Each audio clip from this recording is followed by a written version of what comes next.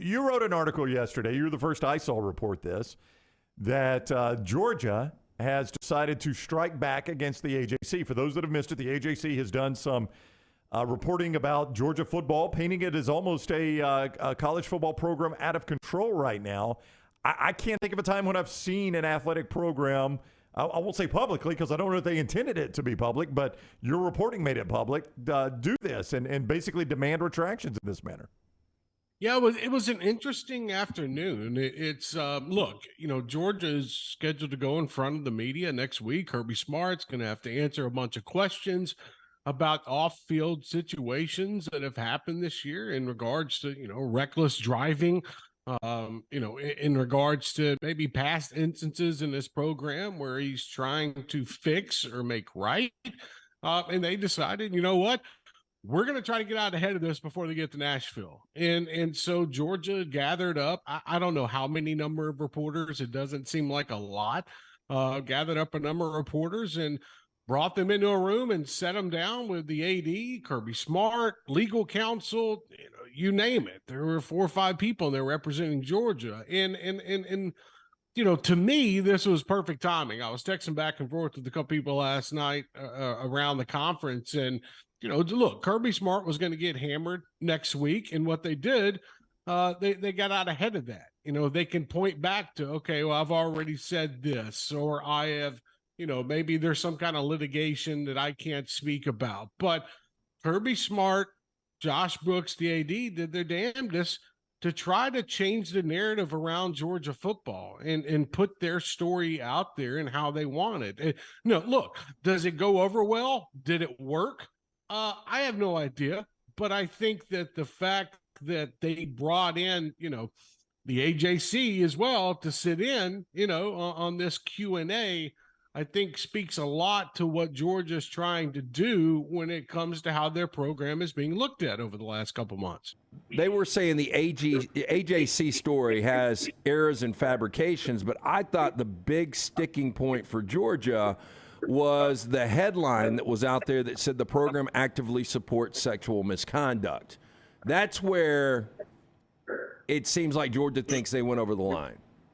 Yeah, and I don't disagree with you when it comes to Georgia's stance on this and why I try to get out there in front of this. That headline shocked a number of people in around college football. And look, it's a headline that is supposed to grab attention as well and supposed to get people to click on the article. Let's be honest with each other in the way, day and age of this media and the way it's landscaped, but I think the problem that, look, Georgia had is like, wait a minute, we don't support this. We don't feel like that we're enabling sexual assault. So why are we getting drug into this? And I think one of the big things that stood out, from that Q&A yesterday was when, a lot was made. There was a point in the article where, Georgia players had gone to court to support a former or a current student athlete, a teammate that was on the roster who's no longer on the roster anymore.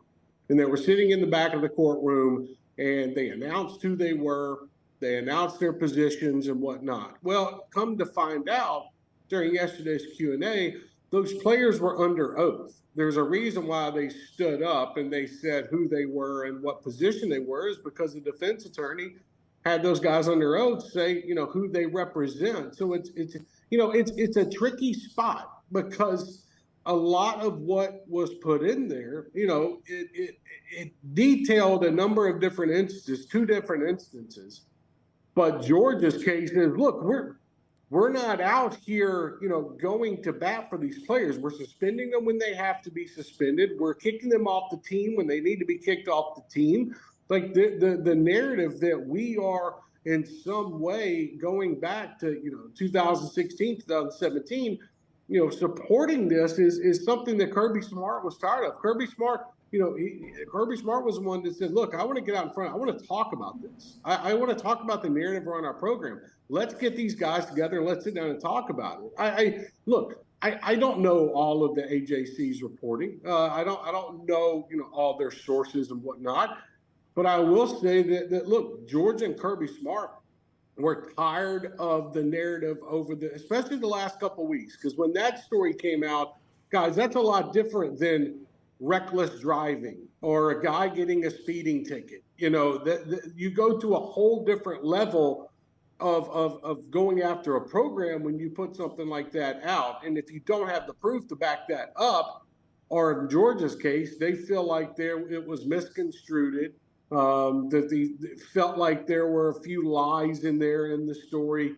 So that was Georgia's chance to sit down and say, okay, well, here's where you screwed up. Ask us the questions. Now, look, the Atlanta Journal-Constitution doesn't feel like they screwed up. I haven't seen a retraction of their story.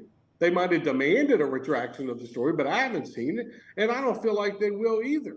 So we're in this spot right now where Kirby Smart decides, okay, let's just, let's put it out all on the table. Let's have legal counsel there as well, because they can discuss some of these, allegations and how we handle, certain situations. I just feel like that, and Kirby in their instance regarding this story in particular, I think yesterday sit down, it was them trying to clear the air a little bit. And I don't blame them, because you don't want to be, look, there are coaches on the recruiting trail. I spoke to a number of different people inside the SEC and outside the SEC about this. There's coaches on the recruiting trail using this against Georgia right now when it comes to, all the reckless driving and the speeding tickets and feeling like Georgia doesn't have a hold of their program after a second national championship. That's another reason why you get out in front of this. I know Kirby Smart said yesterday it had nothing to do with recruiting, but let's be honest, guys, it does. They want that message out there to the parents of these players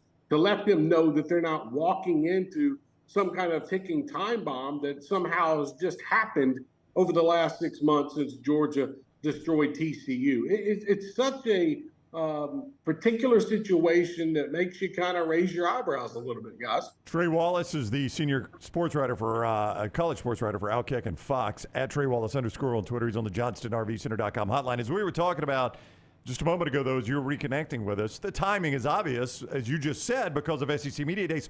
You know how the game is played. You sit in that large print room where it's 45 minutes of questions. Will this strategy work, do you think? He's gonna get peppered next week. There are questions that were not asked yesterday. And look, this is the first time, and just with every coach, this is the first time you might get to speak with him outside of a couple of us at SEC spring meetings. First time you get to hear from these coaches in a while, in some cases in spring football. So look, there is no denying that there are going to be guys on the net, me included, that still have questions about what has gone on over the last 6 to 7 months and going back further, even before they won a national championship. And what have you done to kind of fix the problem? What are new policies that are in place? Look, a lot of this next week when, if he doesn't go out there and pull a Jeremy Pruitt and do a 19-minute filibuster on stage, he's going to get peppered a lot in that big grand ballroom next week. I just, and I think yesterday was almost a trial run to get that out of the way, to know and understand what questions are coming his way next week.